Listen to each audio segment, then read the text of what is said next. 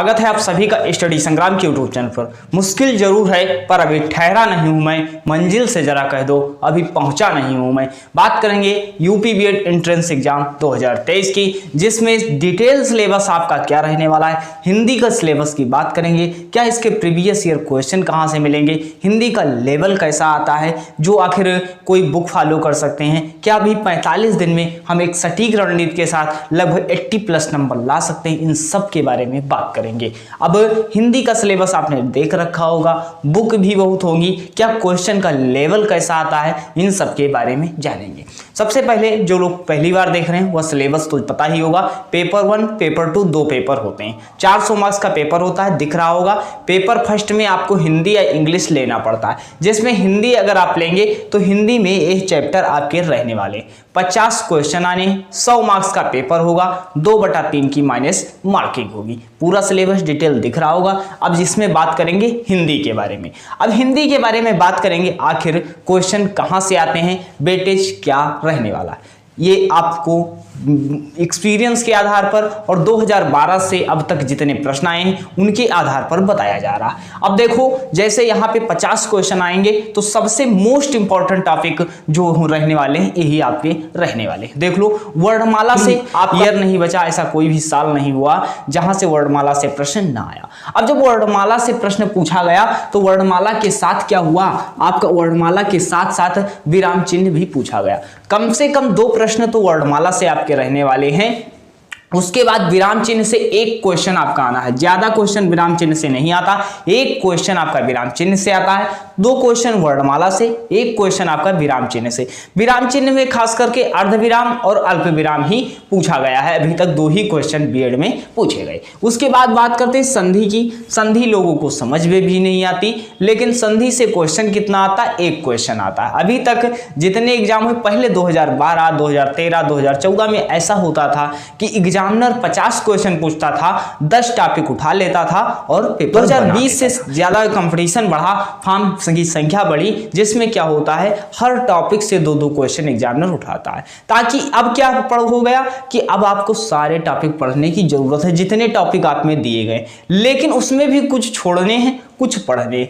क्या पढ़ना है वही तो आपको बता रहे हैं। अब संधि का एक क्वेश्चन आपको देखने को मिलेगा, कैसे करेंगे वह भी हम आपको बताने वाले। समास के प्रश्न कहां से हैं, समास के क्या होते हैं। समास में पहले होता था सरल समास पूछ लिया जाता था, अब तत्पुरुष में जाता है, तत्पुरुष के पार्ट से समास पूछा जाता है और एक ही क्वेश्चन आता है जो पूरा आपका माइंडसेट पूरा दिक्कत कर सकता है कि वहां पे क्या होता है, कुछ सरल समास अगर दे दिया तो आप क्लिक करके आगे बढ़ गए। अब जब समास का क्वेश्चन पहला ही मान लीजिए मिल गया और आप नहीं कर पाए तो आपका एग्जाम में जो जान रहे होंगे वह भी गलतियां होना निश्चित है। तो इन सबको डिटेल में पढ़ना पड़ेगा, समास को, संधि को, एक एक क्वेश्चन के लिए, ताकि आपका कॉन्फिडेंस लेवल वहां पर बना रहे। अब देखो, संज्ञा, संज्ञा से 2 प्रश्न आएंगे कम से कम। एक प्रकार पूछ लिया जाएगा संज्ञा का, एक उसमें क्या कि उसे पार्ट से प्रश्न पूछ लिया जाएगा, इसमें कौन सी संज्ञा है। और ऐसा सर्वनाम से भी होता है, सर्वनाम से तो 3 से 4 भी क्वेश्चन बन सकते हैं। जैसे सर्वनाम के प्रकार पूछा, फिर उसमें क्या पूछा है, कौन कुछ कैसा सर्वनाम है, यह कैसा सर्वनाम है, यह भी पूछा जा सकता है। देखो, फिर उसके बाद क्या होता है, विशेषण विशेष से प्रश्न बना है। विशेषण विशेष संज्ञा सर्वनाम, यहां से आपकी संख्या ज्यादा होती है, 3 से 4 प्रश्न पूछे गए हैं, तो यहां वेटेज आपका ज्यादा बढ़ने वाला है। फिर बात करते हैं उपमान उपमेय, आपको कोई नहीं बताएगा, हम बता रहे हैं। उपमान उपमेय से 2020-21 में 3 से 4 प्रश्न पूछे गए हैं। उपमान किसमें है, उपमेय किसमें है, ये आपका एक प्रश्न दे दिया जाता है, पढ़ करके उसमें उपमान उपमेय बताना होता है, तो उपमान उपमेय आएगा। विशेषण विशेष, संज्ञा सर्वनाम, ये पूरा रहने वाला है। अब बात करते हैं लिंग वचन कारक। लिंग से क्या होगा, एक क्वेश्चन होगा, कौन पुल्लिंग है, कौन स्त्रीलिंग है। अब यह तो आपको आसान लग रहा होगा, लेकिन वहां के प्रश्न उम्मीद है कि आप गलत कर देंगे अगर प्रीवियस ईयर देखेंगे। वचन की बात करते हैं, वचन से प्रश्न नहीं आया है, कारक से प्रश्न पूछा जाता है। कारक से कभी कभी 2 भी प्रश्न आते हैं, तो कम से कम तो 1 प्रश्न आना है, अधिक से अधिक 2 प्रश्न आ सकते हैं। तो ये आपका ये टॉपिक हुए, तो यहां से लगभग 20 से 25 क्वेश्चन हो गए आपके। उसके बाद बात करते हैं तत्सम तद्भव। तत्सम तद्भव से आपको क्वेश्चन देखने को नहीं मिलता कभी कभी। अब यहां से क्या पूछेगा, शब्दों के भेद से प्रश्न पूछेगा, तो उसी में अगर तत्सम तद्भव पूछ रहा है तो आ जाता है, तो एक प्रश्न आपका तत्सम तद्भव से उम्मीद है या भेद शब्दों के भेद से पूछा जाएगा, तब उसमें तत्सम तद्भव आ जाता है। अब जब शब्दों का भेद हम पढ़ा देंगे, जैसे रचना के आधार पर, उत्पत्ति के आधार पर, इस सब जब शब्दों के भेद पढ़ाएंगे उसमें आपको क्लियर हो जाएगा और 1-2 नंबर जो वहां से आएंगे क्लियर हो जाएगा। अव्यय निपात की बात करते हैं, कोई नहीं बताएगा, अव्यय निपात भी पूछा जाता है। हम बता रहे हैं 2 क्वेश्चन आपके अव्यय व निपात से रहते हैं बीएड एंट्रेंस एग्जाम में, तो अव्यय निपात भी आपको पढ़ना है। 2 क्वेश्चन आपके एग्जाम में रहने वाले हैं। शुद्ध वर्तनी की बात करते हैं। वर्तनी देखो, अगर संधि पढ़ लोगे, वर्णमाला पढ़ लोगे, संधि पढ़ने के बाद आप वर्तनी कर लोगे, तो संधि अगर आप पढ़ लेते हो सही से, फिर वर्तनी हम 100 क्वेश्चन या 50 क्वेश्चन जो इंपॉर्टेंट होंगे उसको करवा देंगे, आप वर्तनी के भी क्वेश्चन कराओगे। फिर बात करते हैं मुहावरा और लोकव्यक्ति से। तो मुहावरा से 1 क्वेश्चन देखने को मिलता है, मुहावरा और लोकव्यक्ति से 1 क्वेश्चन देखने को मिल सकता है। अब नेक्स्ट देखते हैं, अगर पर्यायवाची शब्द अगर पूछा जाएगा तो 2 प्रश्न पूछे जाते हैं, 3 हो जाते हैं। और आपका मोस्ट इंपॉर्टेंट क्वेश्चन यहाँ से बिल्कुल इजी, पिछले वर्ष जैसे अच्छी पूछा गया किसका है तो आप तो सभी लोग दे देंगे कि आप किसका पर्यायवाची होगा, तो इस तरह प्रश्न पूछा जाता है। पहले होता था, बता तो रहे कि एक चैप्टर से 5-5 प्रश्न पूछ लिया जाता था, अब हर चैप्टर से 2-2 क्वेश्चन पूछे जाते हैं, तो आपकी चैप्टर की संख्या बढ़ गई। लेकिन पिछले वर्ष रचनाएं भी पूछी गई, अभी बता रहे हैं। देखो, पर्यायवाची भी पूछा जाता है, विलोम शब्द भी आता है। अब पर्यायवाची विलोम शब्द तो बहुत हैं, आता क्या है सर, तो कुछ इंपॉर्टेंट जो विलोम शब्द और पर्यायवाची जो एग्जाम में 2012 से अब तक पूछे गए सब आपको करवा देंगे, ताकि आप एग्जाम में जाकर के कर लें। अब बात करते हैं अनेक शब्दों के लिए एक शब्द। जैसे अनेक शब्दों के लिए एक शब्द क्या है, कोई बड़ा शब्द दे दिए गए, फिर उसका एक शब्द आपको बताना है। जैसे बहुत खर्च करने वाले के लिए,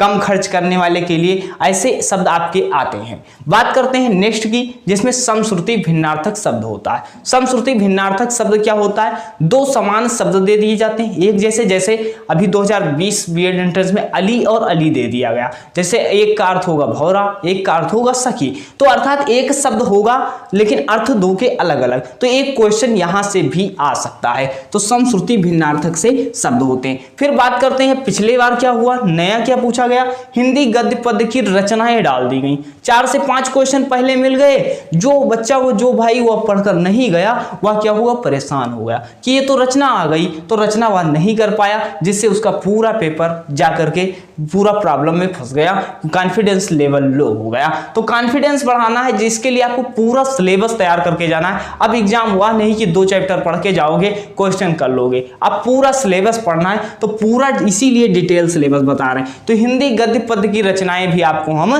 करवाने वाले, तो ये आपका व्याकरण से रिलेटेड जो आपके जो टॉपिक हुए उसमें भी आएंगे। और इसमें क्या है, तो मुहावरे वालों को भी तो आपको ही रटना है, पढ़ना है, इसकी पीडीएफ भी दे देंगे और पढ़ा भी देंगे जो इंपॉर्टेंट होगा। पर्यायवाची आप ही को पढ़ना है, याद करना है, कोई कॉन्सेप्ट रूल नहीं है। आपको विलोम शब्द क्या है, अब इसमें इंपॉर्टेंट क्या है ये बताना है आपको। अनेक शब्दों के लिए एक शब्द क्या है, आप ही को पढ़ना है, रटना है, याद करना है, लिखना है। समश्रुति भिन्नार्थक शब्द आप ही को देखना है, पढ़ना है, नोट्स बनाना है। हिंदी की गद्य पद्य रचनाएं जितना रिवाइज कर पाओ उतना रिवाइज करना है। अब बात करते हैं और क्या प्रश्न आता है, ये तो हो गया।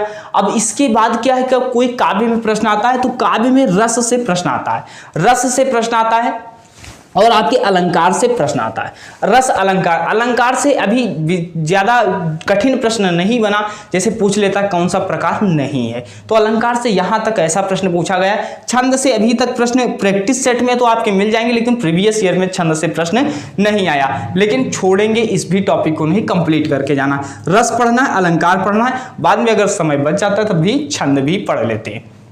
तो अभी ये पूरा सिलेबस आपका डिटेल 50 क्वेश्चन आपके यहाँ से आने, 100 मार्क्स का पेपर होगा। हिंदी ही एक ऐसा टॉपिक है जिसको आप कम समय में कंप्लीट करके एक कॉन्फिडेंस ला सकते हैं। तो अब ये प्रीवियस ईयर कैसे मिलेगा, तो देखो ये पूरे जितने 2012 से अब तक क्वेश्चन पूछे गए हैं, हम पूरे क्वेश्चन तो आज नहीं करवाएंगे, लेकिन ये लगभग 100 क्वेश्चन आपको जो यूपी बीएड एंट्रेंस 2012 से अब तक पूछे गए, आज शाम 8 बजे आपको पूरी इसकी क्लास, जो आपको थंबनेल भी दिख रहा होगा, ये क्लास आपको 8 बजे शाम को मिल जाएगी। तो आज शाम 8 बजे पूरा प्रीवियस ईयर कैसे प्रश्न आते हैं, पूरा लेवल आपको देखना है कि हिंदी का लेवल कैसा रहने वाला। फिर इसके बाद शेड्यूल आपको टॉपिक वाइज क्लास मिलने वाली है, जिसमें क्वेश्चन मिलेंगे और एक क्लास में एक टॉपिक पूरा कंप्लीट कर दिया जाएगा।